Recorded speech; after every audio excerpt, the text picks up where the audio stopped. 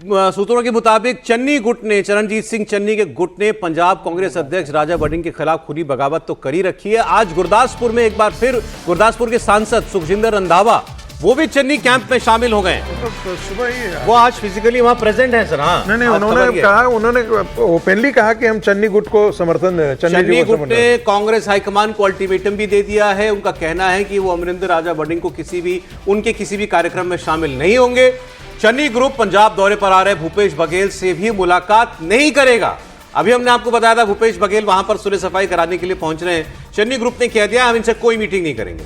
अब पंजाब कांग्रेस के विधायक परगट सिंह इस गुट का मैसेज लेकर दिल्ली आ रहे हैं।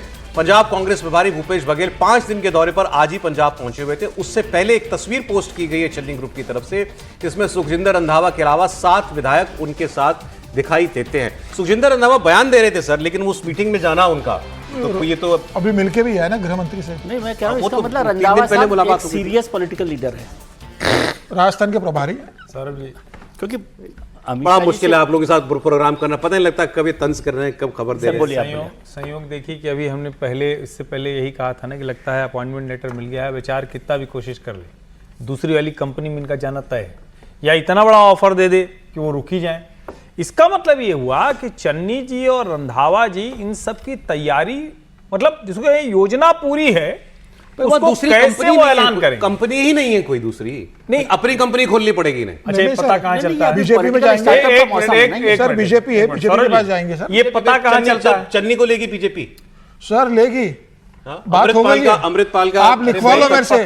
चन्नी बीजेपी में जा रहे हैं सर, बात हो गई है। ये पता कहां चलता है? हम सब लोग तो कह रहे थे कि आम आदमी पार्टी टूटेगी, आम आदमी पार्टी टूटेगी, डिबेट वहां कर रहे थे, और अचानक देखिए कांग्रेस का ये हाल हो गया।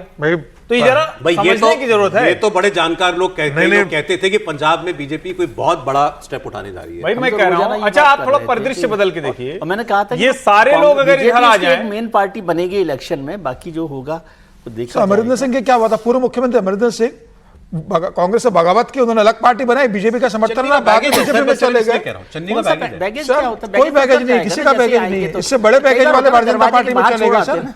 कोई बैगेज नहीं, पता नहीं, कोई बैगेज नहीं। चन्नी पर करप्शन का बैगेज है, चन्नी के ऊपर सेपरेटिज्म का बैगेज है। अजित पवार से बड़ा आरोप है। आज हम कह रहे हैं राष्ट्र प्रथम है सर, अजित पवार से बड़ा आरोप है चन्नी के ऊपर करप्शन। नहीं, राष्ट्र प्रथम कहा, बात खत्म। इसके बाद क्या है? मुख्यमंत्री रहे हैं भाई, मुख्यमंत्री रहे, दलित है सर, दलित है, सबसे बड़ा दलित है सर। क्या चन्नी बीजेपी में आ रहे हैं? इसका सीधा सा मतलब हुआ कि चन्नी रंधावा की बातचीत या तो भारतीय जनता पार्टी में हो गई है, या वो नए समूह के तौर पर जो अभी चुनाव होने वाले हैं उसकी तैयारी। कोई एनसीपीआई ढूंढ लेंगे, वो भी पार्टी, वो तो मुमकिन है, वही करेंगे ना, कुछ पार्टी पोटी बना के बीजेपी के साथ। लेकिन आप कहें कि मैं प्रभारी से भी मुलाकात नहीं करूंगा, ये तो कुछ मामला बहुत गंभीर हो गया इसका। देखिए, जिस दिन रंधावा जी अमित शाह जी से मुलाकात करके आए थे और उन्होंने कहा था कि हम कानून व्यवस्था पर मिलने गए हैं, तो मैंने तो मान ली थी उनका स्टैंडिंग कोई कानून व्यवस्था पर मिलने तो पार्टी के अंदर ही कानून व्यवस्था का था।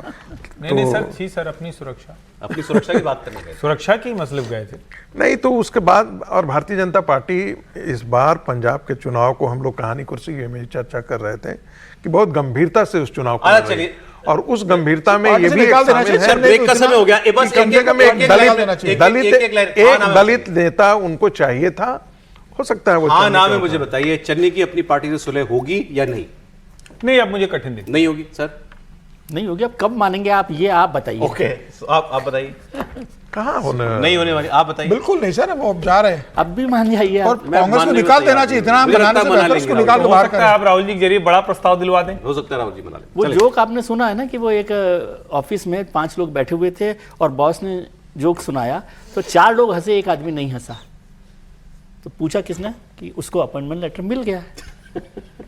बाकी बॉस के जोक पर हंसना जरूरी है। चन्नी जी को कहीं का अपॉइंटमेंट लेटर मिला है कि नहीं मिला, इस खबर पर आगे भी नजर रहेगी।